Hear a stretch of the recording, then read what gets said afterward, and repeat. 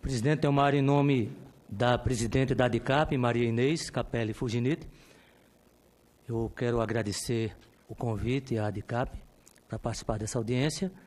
Em nome dela também, reverenciar o senador Paulo Paim, como o senhor falou no início, um grande guerreiro em defesa dos trabalhadores. Dar meu bom dia a todos que estão nos assistindo neste momento. Bom, Postales, nós temos alguns assuntos pendentes. Um deles é a RTSA, que é a Reserva Técnica de Serviços Anteriores. Em 2008, o nosso plano BD foi saldado. E para que ele fosse saldado, precisava estar em equilíbrio. E a patrocinadora, os Correios, assumiu o compromisso de pagar essa conta para o saldamento do plano. E disse para os empregados, para os participantes, o seguinte: vocês não vão se preocupar com isso, não vão pagar mais nada. Vem pagando os Correios a partir de 2008. Em abril de 2014, parou de pagar esse dinheiro. Uma média de 26 milhões mês. Esse dinheiro tem agravado a situação, a falta do pagamento tem agravado a situação do Postales. A ADICAP, ela tem uma ação contra os Correios para o pagamento da RTSA e o Postales também tem uma ação contra os Correios para o pagamento. E como tudo o que acontece, que aí eu vou fazer aqui um parêntese rápido, a grande falácia nesse país é que as instituições funcionam. Isso é uma mentira. Nada funciona. Nós vivemos no país do faz de conta. Depois eu completo, vou fechar o parêntese, depois completo isso. Então a RTSA até hoje está esse imbróglio. O governo, em 2014, mandou parar de pagar e até hoje os participantes do Postales estão tendo a sua situação agravada pela falta de pagamento de um compromisso assumido e que foi aprovado pelo DEST, hoje SEST, na época. O segundo ponto é o BNY Mellon. O banco americano BNY Mellon, ele é o grande responsável pelos prejuízos do Postales. Por quê? Existe um contrato de exclusividade entre o banco e o Postales. Nesse contrato tem uma cláusula onde o banco diz que ele assume toda a responsabilidade pelos investimentos do dinheiro sob a guarda dele, inclusive fruto de ações criminosas, fruto de atos criminosos. É uma cláusula objetiva no contrato. Essa responsabilidade ela foi reconhecida pela CPI dos fundos de pensão. Essa responsabilidade ela já foi reconhecida pelo Ministério Público. A ADICAP ela tem uma ação contra o BNY Mellon. O Postales tem 6 ações contra o BNY Mellon, feitas na diretoria passada, certo? E até hoje, nada. Tinha uma atividade que se tentou nos Estados Unidos, ela foi paralisada, mas há alguns dias o Postales divulgou que abriu uma ação de discovery, um processo de descoberta de documentos nos Estados Unidos. Graças a Deus, um ano depois, está se fazendo alguma coisa. Mas isso beneficia quem? O banco americano. A ADICAP ela fez alguns vídeos que estão circulando nas redes sociais, denunciando o que o banco BNY Mellon fez com o dinheiro dos aposentados, com o dinheiro dos empregados dos Correios. E esses vídeos eles estão sendo impulsionados na Europa e nos Estados Unidos. São vídeos em português, com legendas em inglês, para mostrar para o mundo o que o banco fez com o Postales, com os empregados dos Correios, com os aposentados dos Correios. Infelizmente, quando a gente fala que esse país é o país do faz de conta, que as instituições não funcionam, essa é a grande mentira. A justiça, a imagem dela, aquela senhora de olhos vendados, mas ela levanta aquela venda para enxergar os pacientes e nada funciona. Outra situação também que é importante a gente falar, no ano passado foi feita uma reprecificação dos ativos do Postales. Essa reprecificação, ela reduziu o valor dos ativos em 1.845 bilhões. Desde o anúncio da reprecificação, esse tombo já foi impingido aos participantes. Já foi reduzido o valor das cotas, eles já estão sendo prejudicados. E sempre se pediu documentos, por quê? Você, para fazer uma reavaliação de ativos, você tem que contratar uma empresa ou várias empresas, é assim que funciona. E você tem que ter os laudos de avaliação. Esses laudos nunca apareceram. Na audiência passada, no dia 6 de agosto, foi dito aqui que foi apresentado para as entidades. A ADICAP recebeu isso no dia 9 de outubro, uma lista. Ela consta o nome dos ativos e o valor que foi reduzido. Nada além de uma lista. Não foi apresentado nenhum laudo técnico, nada que confirme que essa reprecificação está correta. A ADICAP entrou com ações na Justiça, conseguiu 2 liminares para apresentação de documentos, uma já venceu e até hoje o Postales não apresentou. Alguns participantes no Paraná entraram também com ações. O juiz deu um prazo até o dia 16 de novembro. Um foi dia 9 de novembro aqui em Brasília, não foi apresentado. 16 de novembro também não foi apresentado. E outro vence na sexta, dia 23 de novembro.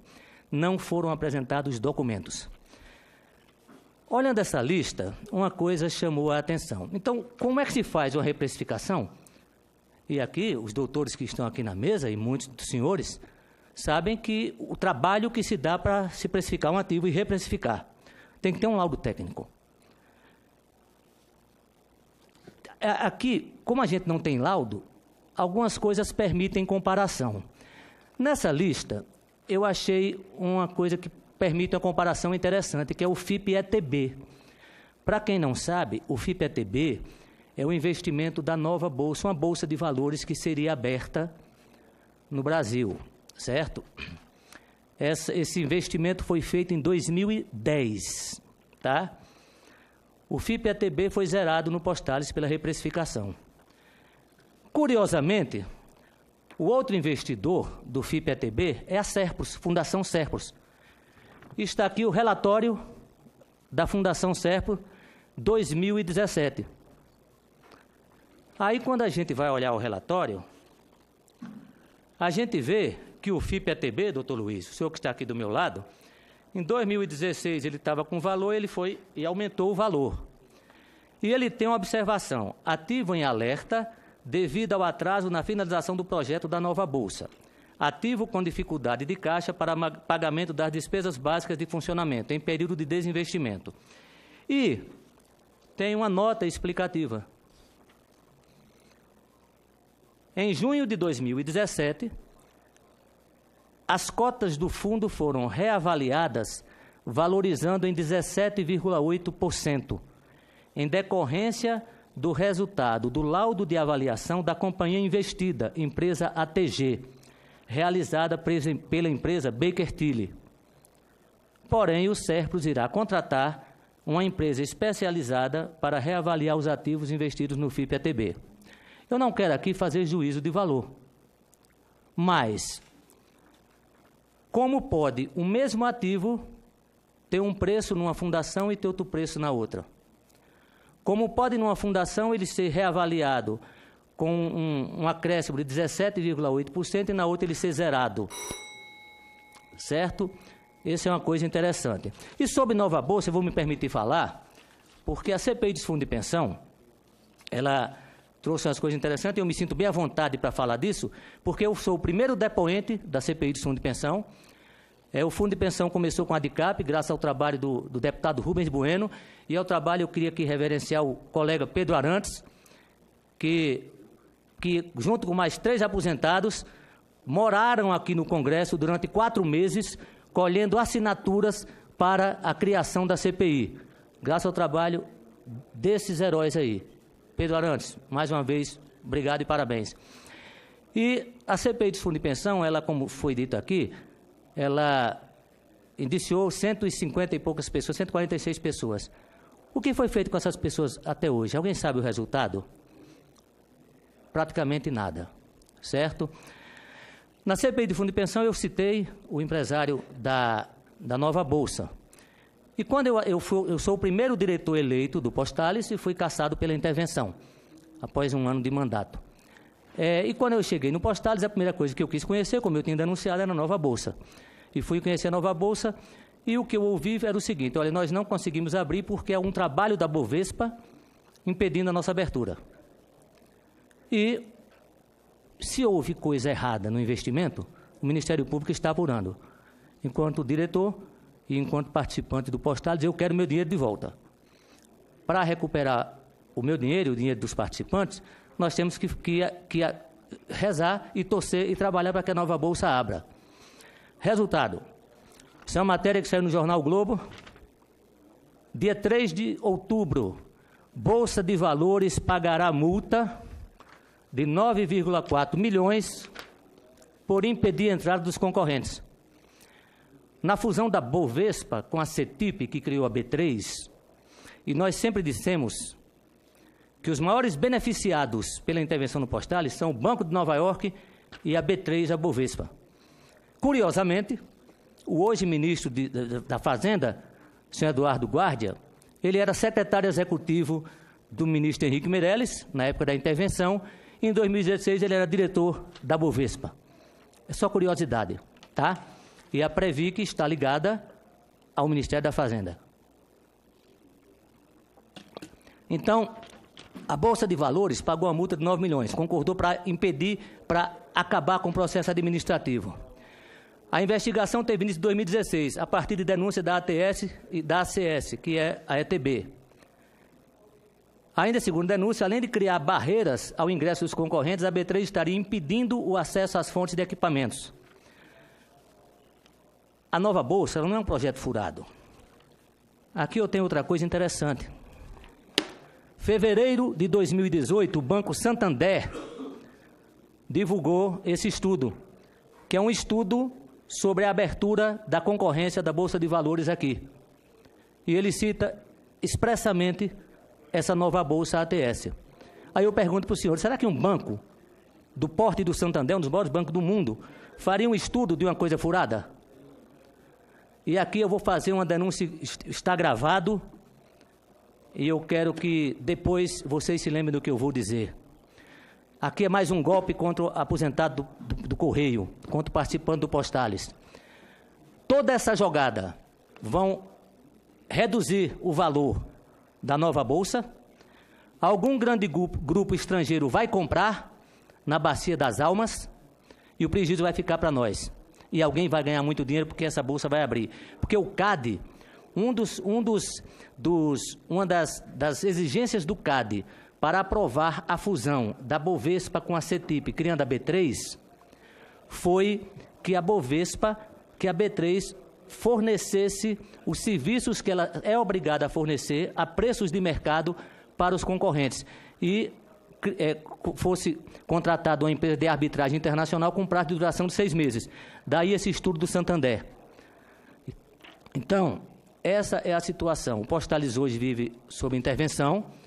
A intervenção, inclusive, pelo tempo eu não posso fazer aqui, mas eu tenho uma apresentação e documentos que comprovam que a intervenção foi feita de forma ilegal, com falsificação de reunião de documentos. Eu tenho os documentos que provam isso, que provam que a diretoria da Previc ocupa a função de forma irregular, porque a diretoria da Previc, eu vou concluir, presidente, a diretoria da Previc tem que ser nomeada pelo presidente da República, e o presidente da República não nomeou ninguém que está lá. Então, como as instituições não funcionam, isso vai passar e vai ficar por isso mesmo. Infelizmente, a Justiça ela não toma uma atitude, porque eu descobri que a Justiça não dá liminar contra o órgão público, a não ser em caso de leito de UTI e remédio de alto custo, do resto ela não dá. Muitos juízes são extremamente comodistas, certo? O Ministério Público e a Polícia Federal estão abarrotados de serviço, não sei como é que eles estão dando conta, e essa é a situação que nós vivemos, num país de faz de conta, com instituições que fingem que funcionam, e o Estado, como sempre, sugando o cidadão, perseguindo o cidadão e explorando o cidadão. Essa é a situação. E não importa qual é o governo. Aí entra aquela história, só muda as coleiras ou os cachorros. E pronto, e fica tudo por isso mesmo. E o trabalhador ele é sempre prejudicado, escorchado, extorquido. Essa é a situação. Presidente, muito obrigado. Desculpe ter avançado um pouco no tempo. Eu queria aqui agradecer a todos. Muito obrigado. Deus abençoe vocês. Presidente, eu queria passar suas mãos, está aqui, já deixar esses estudos todos para a comissão.